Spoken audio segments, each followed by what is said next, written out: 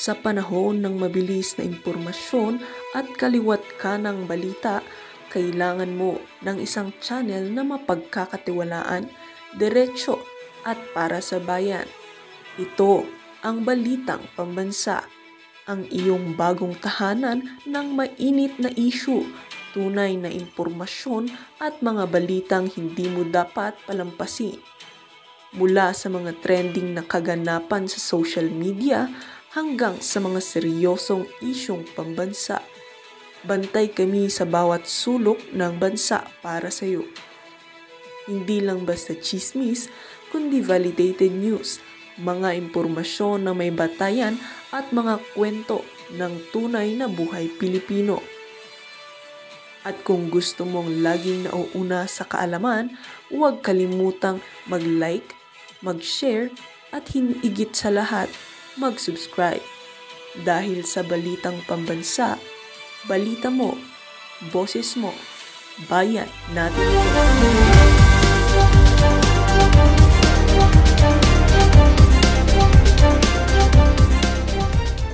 Significant achievement ay ang 1% na tapyas sa taripa na ipinapataw ng Amerika sa mga produktong galing Pilipinas. Ito kasi ang banat nitong si Marcos Jr. kaugnay dyan sa pagtapyas na yan itong si Donald Trump.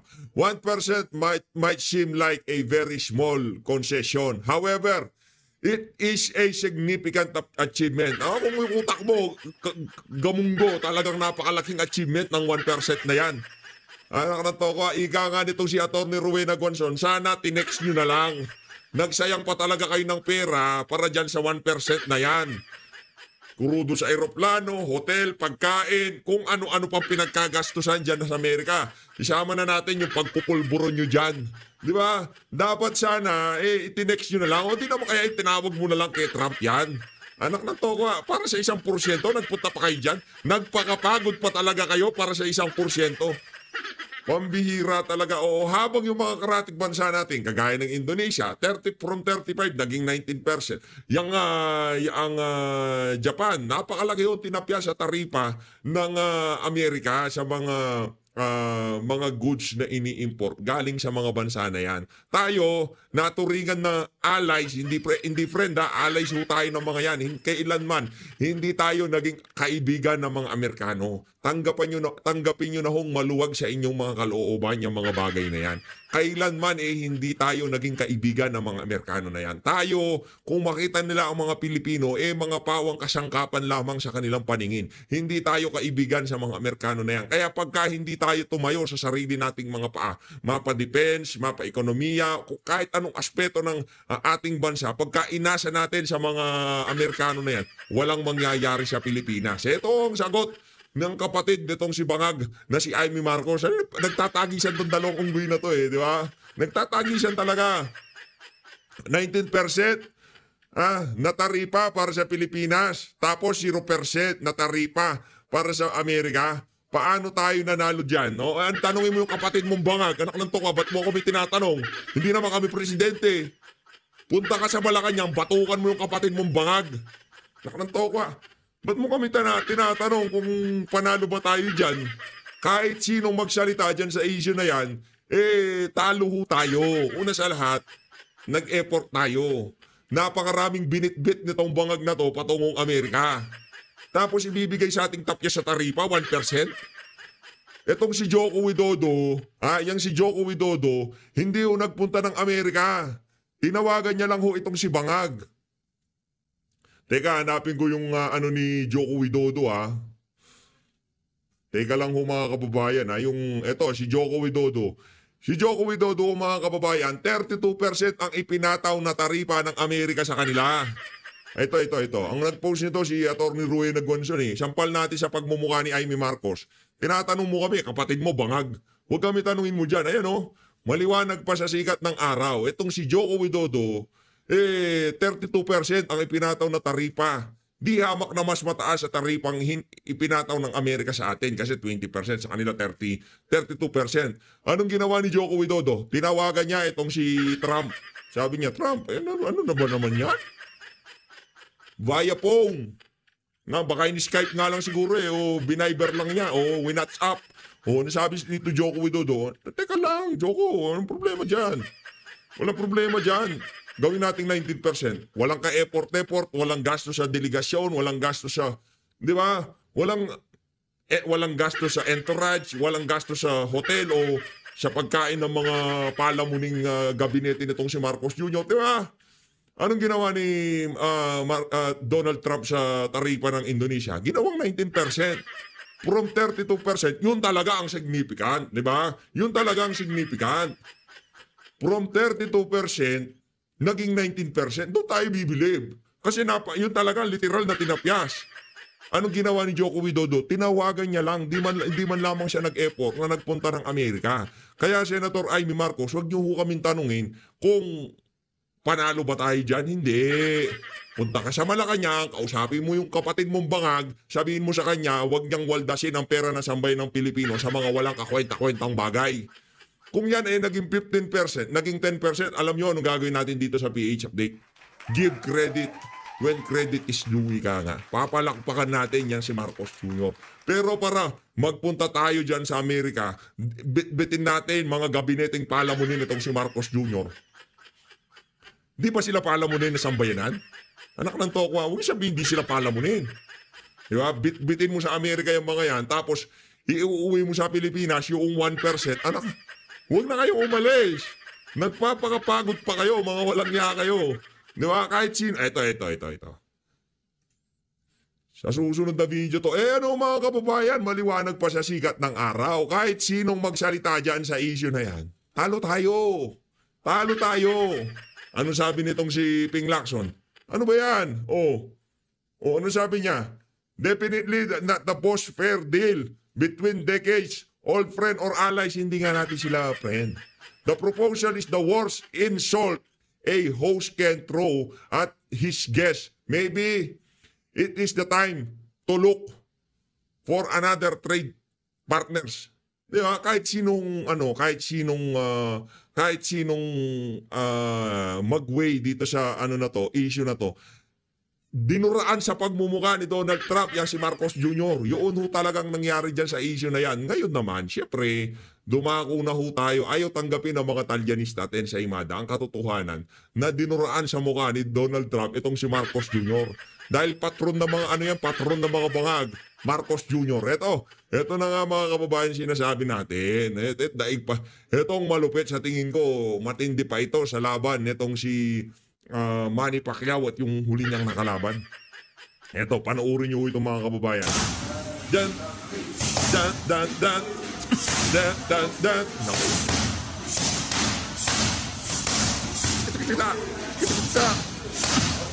Di ka pa ba kinakabahan, Nicolas Torre? Di ka pa ba kinakabahan? Anak ng toka. Nakita mo yan? Yan ang tatama sa pagmumukha mo kung sakaling magkatuluyan kayo nitong si Mayor Baste Duterte. Basta tayo dito sa PH Update. Hashtag Team Mayor Baste Duterte. Kung sakaling matuloy, yaang hamunan na yan ng boxing diyan sa Araneta. Naku, manunod tayo ng live. Ang lapit. Ay, kaso delikado, no? Lubog-lubog eh. Dito lang sa bahay, siguro live stream naman yan. Papanoorin natin yung bakbakan na yan. No, sana. Sana matuloy. Siya ka pa PH eh. Sana matuloy ang laban. Dito na ho tayo sa interview. Meron pa ba tayo dito? Dito ho muna tayo mga kababayan. Ito ang programang kinikwestiyon ng mga congressman at senador sa Senado pagka nang hihingi ng budget itong si VP Sara. Kagaya na ho nito mga kababayan. Tingnan nyo naman yan. Teka lang, ba't wala na? Teka lang, nawala. Nawala, nyari. Ayun. Ito ho ang mga programa ng OBP na kinikwestiyon ng mga walang yang aso ni Tambaluslos at ng mga walang yang senador dyan sa Senado. Yung mga maliliit na bagay na to, napakalaking ginhawa ang inihahatid sa ating mga kababayan. Yan ang napapanood nyong yan ho ang libreng sakay ng Office of the Vice President. Pagdating ng budget deliberation, magtatanong sila, teka lang, duplication of program yan. Ginagawa na ng ng DPWH, ng DOTR. 'Di ba ginagawa na yung mga proyektong libre-libre sakay na yan eh. Ginagawa ng DOLE yan eh. Di ba? Kung ano man yung concerned agency. Bakit nyo pa ginagawa yan, Office of the Vice President? Ba't kayo maglilibring sakay? Ginagawa na yan ng DOTR, kung ano man yung ano na yan, di ba? Duplication yan eh. O ngayon, asan na yung mga gumagawa? Tanong. Sige nga, nasaan? Ang DOTR, nasaan ang mga concerned agencies na dapat sana naghahatid ng libreng sakay ngayong mga kapanahunan ito? Ilatag nyo yung mga larawan nyo dyan sa social media. Yan, asan ang Office of the President? Asan ang Office of the Speaker Crocodile? Wala. Sinong nag-o-offer ng libre sakay na iniipit ang budget ng mga walang yang congressman at senador? Office of the Vice President. Maliwanag pa sa sikat ng araw. Walang nakapaskil na Sara Duterte dyan ha. Hindi trapo presidente namin. Hindi trapo ang Vice President namin ha. Walang ano dyan. Wala kayong makikita na project of Vice President Sara Duterte. Walang ganun dyan. Kasi may delikadesa. Kasi meron siyang hiya sa sambayan ng Pilipino. Pagka hindi niya pera, hindi niya pinapangalan sa kanya. Ganun lang naman ho yun. Pero yung si Marcos Jr., umutot lang siya sa gilid. Dapat merong pangalang President Bongbong Marcos. Yung si Tambaluslo, suminga lang siya sa gilid. Dapat merong pangalan yun na Speaker Crocodile. Di ba? Ganyan ho sila eh. Kabisado ho natin ang mga walang yan. Oh, dito na ho tayo. No? Ilalagay ko lang dito to para medyo kilabutan itong si Nicolas Torre. Punta na ho tayo dito kay anong pangalan nito? Sino nakamiss kay Risa? Yan, sinasabi ko. Sinong nakamiss kay Risa? Oh, di ba? Alangan naman. Tatakbo ng presidente yan. Alangan namang wala siyang ang tawag dito. Wala siyang entry ngayong mga panahon na to na napakaraming nararanasang paghihirap ng ating mga kababayan. Alangan namang wala siyang entry. Dapat merong entry si Risa, di ba? O ito ng entry ni Risa Ontiveros. O interview niya sa napakagandang anchor na si Ma'am Pinky Web. Panoorin mo natin mga kababayan. Flood control projects. Well, there should be a way to... A unified flood. Teka lang. Good to finally see Yan. you Nice seeing and you again. speak to you again. Yes, It's been so long. Oo nga, long time no see. Appreciate Talagang pinaghandaan nitong si Risa Ontiveros. Sabi niya siguro, nako, ano bang magiging imahe ko dito? Magpapa-virgin effect ba ako? Magpapaka-maldita ako? O magpapaka-inosente ako? Tinanong niya yung chief of staff niya. Sa tingin mo, ano ang trip natin ngayong oras na to? Di ba? Panahon ni Alias Rene, pag ganito yan. Hindi ko ginawa yan. Hindi ko ginawa yan. Wala akong binayaran.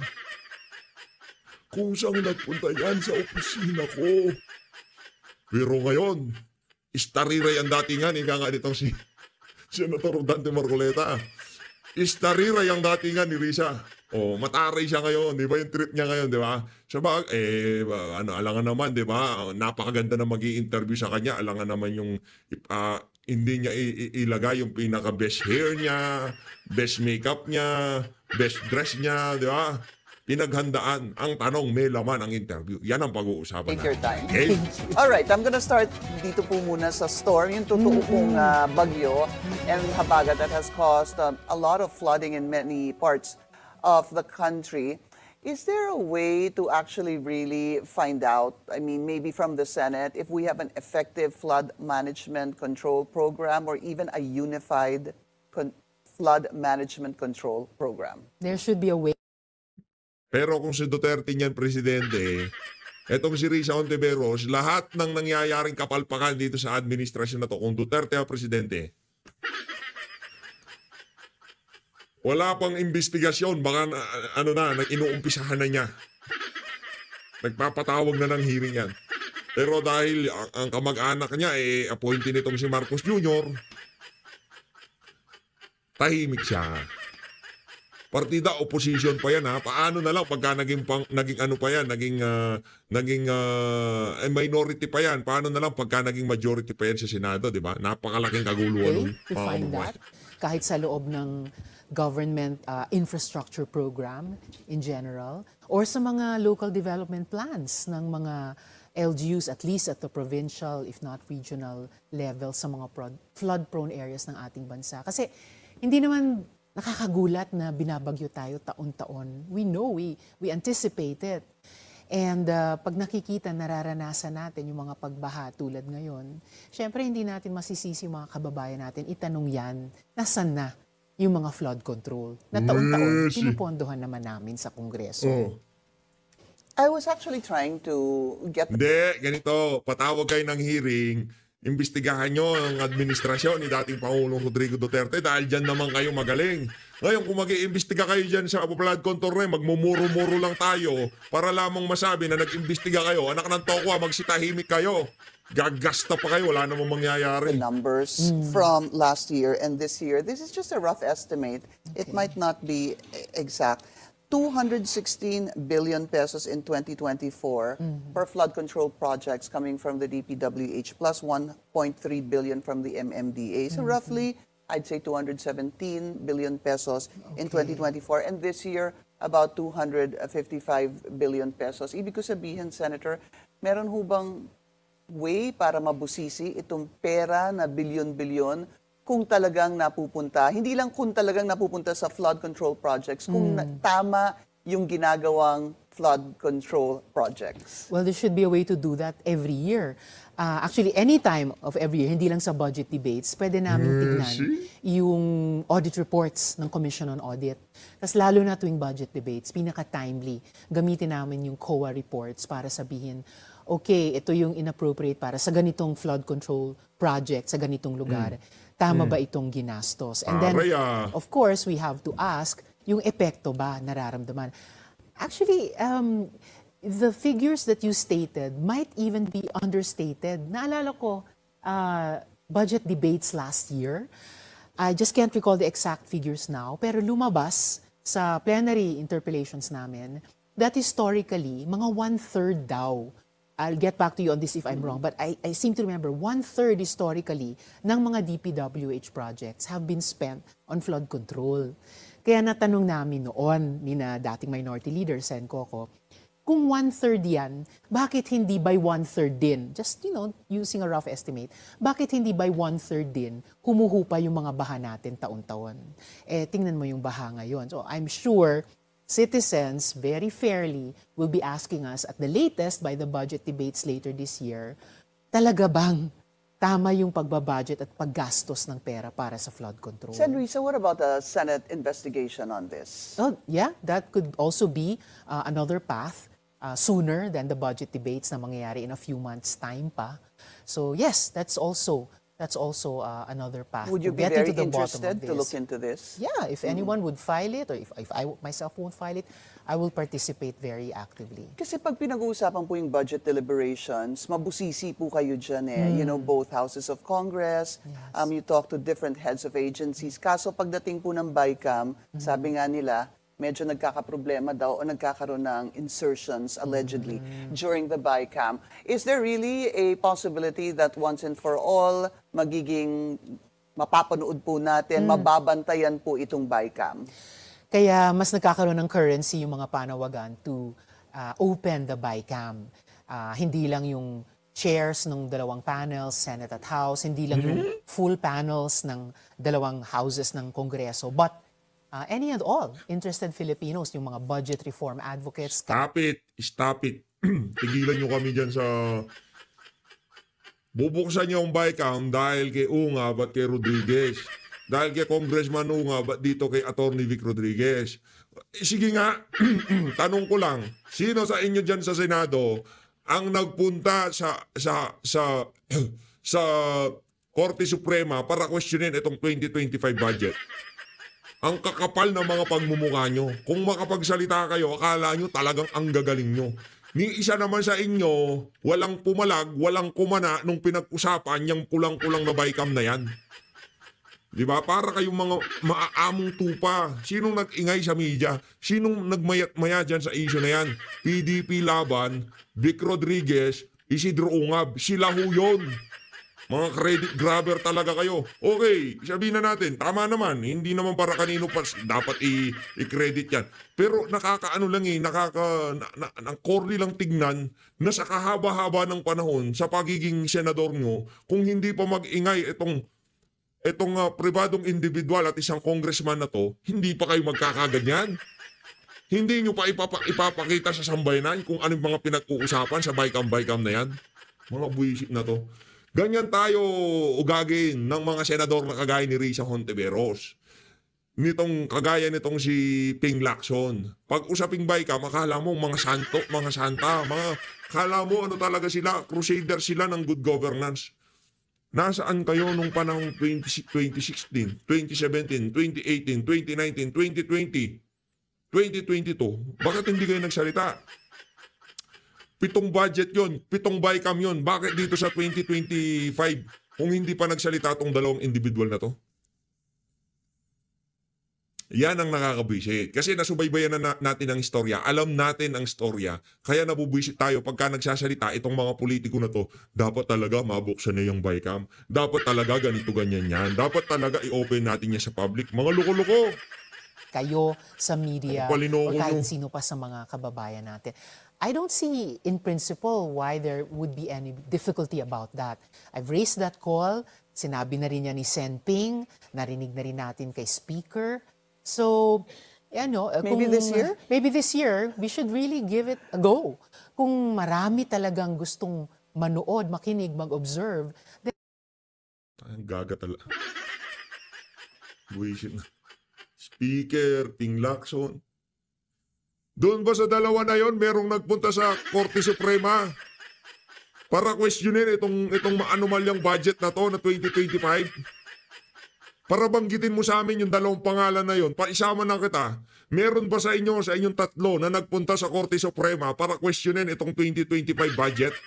At kung ano ang ginawa ng Bicam noong nagdaang taon, paano tayo umabot dito sa budget na to? Sinong nag-fill in doon sa mga blanco noong nag-Bicam? Merong komisyon doon sa tatlong nabanggit mong pangalan. Mawalang galang nga. Di ka naman kagalang-galang eh.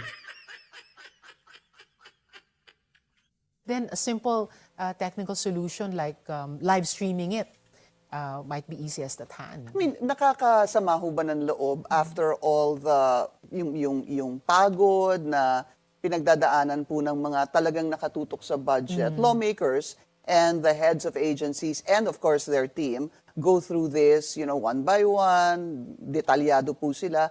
Tapos supposedly, allegedly, pagdating ng Bicam, ay may mga milagrong nangyayari.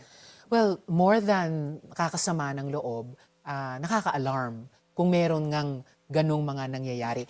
I haven't myself read the detailed reports of what's coming out now about the previous budget that we're spending now at saka insertions. But kung totoo man, or just the fact na itinatanong, all the more reason we should make the process more transparent. Ito ka ma'am sa akin, ito ka. Senador ka, nasa opposition ka. Per se. Nag-ingay ka ba nung kinwestiyon yung Bicam na yan? Puro ka no comment sa media. Pero ngayon nagpapa-interview ka kay Pinky Web, alam mo kung sinong santa? Ay, nako, Risa Hontiveros. Transparent. And therefore the Ang result bobo mo. at kaming mga budget makers, kaming mga legislators, mas Budget makers. Wala nga timbang yung pirma mo. Di ka pumirma pero natuloy pa rin yung Bicam nila. Eto ka sa akin, Risa, anak ng toko. Ano? Budget makers. Loka-loka. Budget makers. Hindi daw siya pumirma sa Bicam. Meron bang bigat yung hindi mo pagpirma? Nag-ingay ka ba nung nakita mo may anomalya? Hindi nga pala pwede, kaibigan mo si Romualdez. Yung kamag-anak mo, appointee ni Marcos Jr. Ayun pala. Kaya kahit na anong kapalpakan, kahit sandamukal na flood control ang pinaghahanap, tahimik ka pa rin. Kasi, accountable. Kasi hindi dapat nangyayari yan. At hindi dapat nagkakaroon ng duda na nangyayari yun. Kasi pera yan, hindi lang nga ng gobyerno, pera ng mamamayan, literally, galing sa buwis ng mamamayan.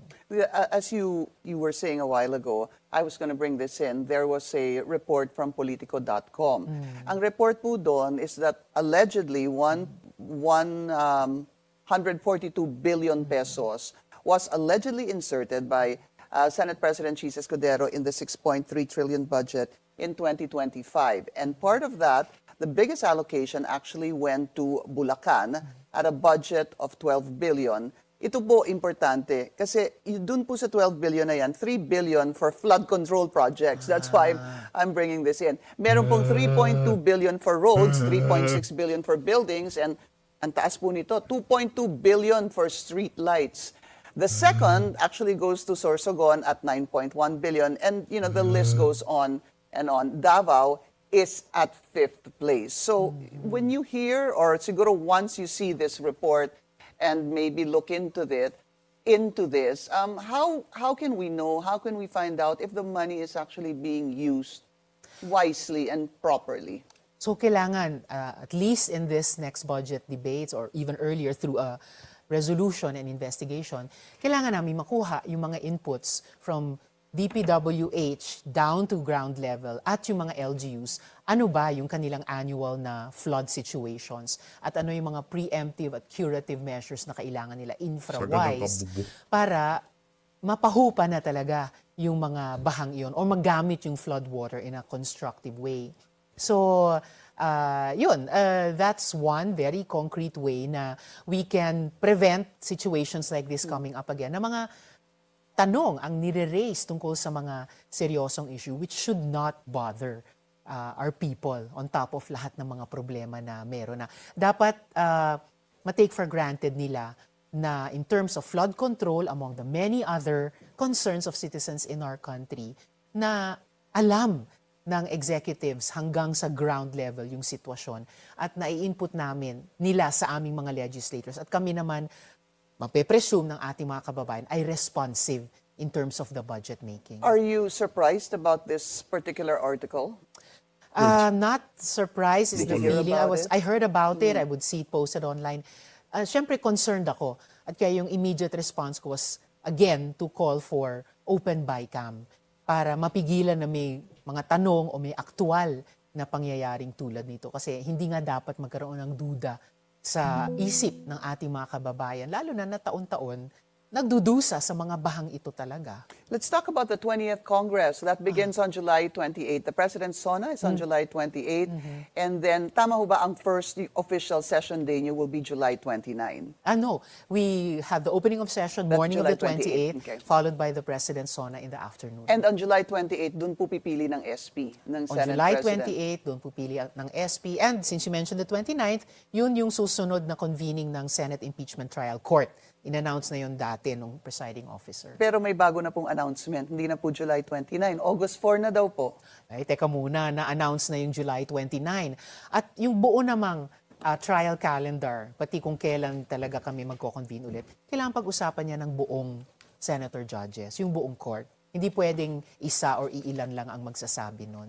The reason for the postponement from what was expected to be July 29 ang pag-convene po ng impeachment court to August 4 was because the Senate President is saying that the impeachment court has to give notices to the parties. Kaya mukhang August 4 daw po. Parang ang tagal naman, from the 29th to the 4th, halos isang 1 linggo. And gaya ng lagi kong sinasabi, mula nung 19th Congress na nag-convene ang Senate Impeachment Trial Court at nagkaroon kami ng jurisdiction sa process na ito, continuing process yan. In fact, as we speak now, Pinky, convened ang korte, ongoing ang trial, at any time, pwede nang i-issue ng presiding officer yung mga summonses o mga invitations na iyon. The same way, pwede na niyang pasumpain yung mga bagong senador bilang senator. Ang attire na to ni Risa, kulang na lang ang sungay, no? Kulang na lang talaga sungay, di ba? Nakikita niyo ba pag mumukha ni Risa? Kulang na lang sungay, eh. But he has din. not, Senator. That's right. But also he has That's said right. 29 Yung confidence level niya, pinapakita niya na napakagaling niya magsalita, na naiintindihan niya lahat ng bagay. Okay lang sana kung di namin alam na scripted lahat yan. Yung tipong yung index card nasa baba niya, ganyan siya. Saan na ba tayo banda? Okay, ito natatanong niya sa akin. Nag-practice kami ni Chief of Staff kanina. 9th ang convening. The rest of us senator judges took that. And ngayon, para sabihin ng ilan na August 4 na, wala pang usapan yan ng lahat ng senator judges. Pasensya na ho kayo, siguro hindi kayo sinama doon talaga sa usapan na August 4. Kung hindi man, hindi naman pwedeng ganon. Kasi tulad sa mga korte, sa judicial branch, ang impeachment trial court din naman, kami, Senate bilang impeachment trial court, dapat yung mga usapin ng trial calendar, pinagkakasunduan ng lahat. Hindi lang ng Senate majority. judges. Oo, hindi lang. What happens on July 28 if you find out that the impeachment court will continue or will begin or dapat continue kasi Yes. meron na pong jurisdiction during the 19th Congress again, which is Yes. being questioned, that it will be on August 4. What do you plan to do about that? Hindi yan pwedeng desisyonan ng Senate sitting as a legislature. Kailangan ng impeachment trial court. So, senator bilang judges. court, senator judges. So, baka ang pwede nilang gawin ay i-convene kaming mga senador, pero bilang senator judges para pag-usapan yung trial calendar. Right. Kasama yung susunod na pag-upo namin. Which on the 28th would be easy to say that tomorrow, the 29th. I guess what I'm asking is, if it doesn't happen, what do you intend to do? Tuloy-tuloy lang na pag-alala, pagsulong, pagtulak na tungkulin namin sa konstitusyon. Nung una nga, shall proceed to trial forthwith. Ngayon, continuing process ito. Tumawid man mula sa 19th hanggang sa 20th Congress. So any day now, we can and should be proceeding with trial. Ang dami nang naganap actually. So we convened as a court. We approved our rules, nag-issue kami ng summons, di ba, sa impeached official. Nag-submit na siya, si VP Duterte, an nung answer. formal answer, ad cautelam. Sinagot ng prosecution yung answer na yun with their reply. Right. So, it's a continuing process. All right, we're going to take a very short break. We'll be right back. This is On Point. Itong break na to, Ma'am Pinky, ito'y wala ng balikan. Ayun na nga mga kababayan, dito na muna tatapusin. Ang interview na yan, itong si Risa Hontiveros dito kay Ma'am Pinky Web. Kung ano man ang mangyari dyan sa ano na yan, dyan sa bakbakan itong si Mayor Baste, itong si General Torre. Hashtag Team Mayor Baste Duterte ho tayo dito sa PHP. Maraming salamat to mga kababayan. Mag-ingat ho kayo lahat. Mahalin natin ang Pilipinas. Ganda talaga ni Ma'am Pinky. Palakpakan muna natin na itong si Ma'am Pinky Web. Yan yung ano eh. Isa yan sa mga ika nga sobrang idol na idol natin. Ma'am